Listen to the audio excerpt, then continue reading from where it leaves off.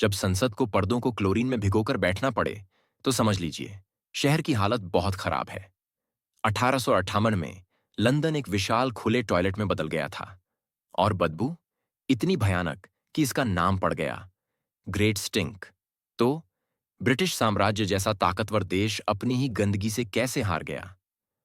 असल में औद्योगिक क्रांति के बाद लंदन की आबादी तेजी से बढ़ी, लेकिन उसका सीवरेज सिस्टम वहीं का वहीं रह गया। घर के लोग आमतौर पर गंदगी को गड्ढों, सेसपिट्स में डालते थे या सीधे थेम्स नदी में फेंक देते थे।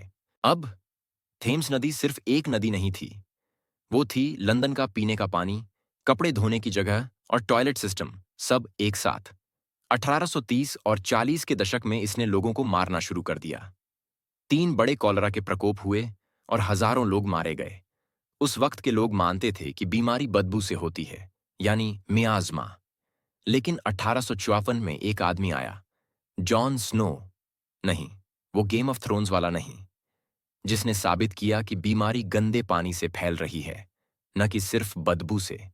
फिर भी सरकार ने ज्यादा कुछ नहीं किया, जब तक गर्मी नहीं आई।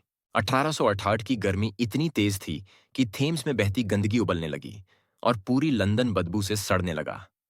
सांसद भागने लगे, अखबार चीखने लगे। किसी ने लिखा, थेम्स अब मौत की नदी बन चुकी है। तभी सरकार को समझ आया, शायद अब वक्त आ गया है कि गंदगी को दूर भेजा जाए। यहां एंट्री होती है जोसेफ बैजलजेट की, एक इंजीनियर जिसकी मूंछें भी प्लान बना सकती थीं। उसका प्लान था एक विशाल अंडरग्राउंड सीवेज सिस्टम जो सारी गंदगी को लंदन से बहुत दूर ले जाए। इस सिस्टम में 1100 मील लंबी पाइपें, पंपिंग स्टेशन और नदी किनारे नई दीवारें शामिल थीं। काम 1860 के दशक में शुरू हुआ और ये काम किया।